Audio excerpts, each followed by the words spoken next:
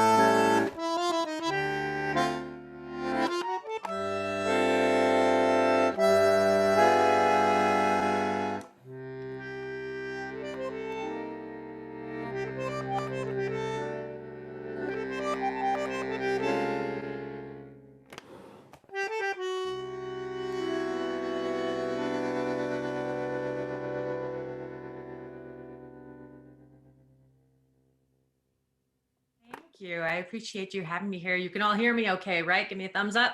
Yay. Yeah. See, I like seeing your faces so much better. And I want to know in the comments, because you guys talked about it a little bit. I want to know, you guys, I know where you're from, but I want to know what it is you do. I want to see in the chat. And while you're telling me who you are, I'll tell you a little bit about who I am. Of course, he gave me that lengthy introduction. Thank you, Edward. Edward and I know each other from Westminster Choir College, where I got my undergraduate degree. But I am now a confident communication coach. I support people in being as confident as the face of their business as possible. And as Edward so lovingly said earlier in this call, you are your own business as a musician. And I believe most of us are musicians on this call. So it's really important for you to represent your business because you are your business. I am a TEDx speaking coach. And so I've supported people who have gotten their TEDx's and making them really memorable, and a keynote speaker as well as an author. And so make sure you're introducing yourself in the comments, because he is raffling off my last 2 signed copies of my book, Why I Love to Make People Cry, How to Be Authentic and Confident Online. Okay. So you have the perfect excuse to talk about this, because it's not even remotely about you, which has to actually feel pretty good, because you're like, oh, yay. It doesn't have to actually be about you. It's not like a personal rejection, which is really helpful.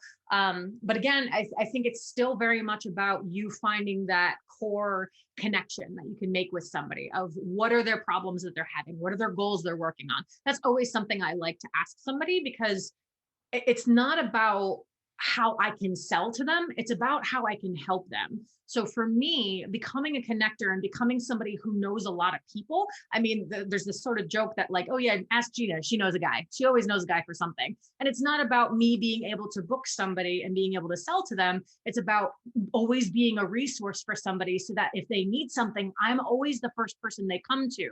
And ultimately, at some point, I'm going to be the answer, because that's just how math works. And it's also just sowing that good karma for yourself. It's sowing those good deeds that eventually somebody can't wait to do you that favor and pay it back, right? And it may not be the person that you did it for, but it may come in a kind of different form. So really asking people, what are their pain points that they're having? Not in these words, because again, that's kind of trite, but asking them what their pains are, what they're dealing with, what their goals are that they're trying to work on. How can you support them or connect them to resources or people that can help them do those things? So that way you become that go-to resource. And especially in the role that you're in, you meet a lot of people. So that's a perfect excuse to be like, hey, I'm in the community all the time. I do this every single day. Who can I connect you to? I can, and then that's excuse. If you don't know that person, it's an excuse to go get to know them too. So you make yourself that hub, which is always going to be the answer for somebody. And eventually you're the answer. So just kind of, you're putting yourself in the right room at the right time. Does that help you? So if you want to know more about this, I do have a mini course specifically so that you don't feel really salesy and gross when you do networking. So this online networking that doesn't feel gross mini course, I got real obvious with it, is it teaches you all the strategies for how to make genuine connections, whether you're in person or virtual. You can learn how to actually enjoy the networking process, how to meet people even during this pandemic, how to track your connections. That's like a super important part. If you're going to be meeting all these people, you want to make sure you're tracking how you meet these connections and then how to follow up with them. Not to mention, I give you tutorials on how to do this sort of thing with my favorite tools, scheduling phone calls, scheduling video calls, all of that stuff, and templates for follow up emails so that you're actually getting responses from people.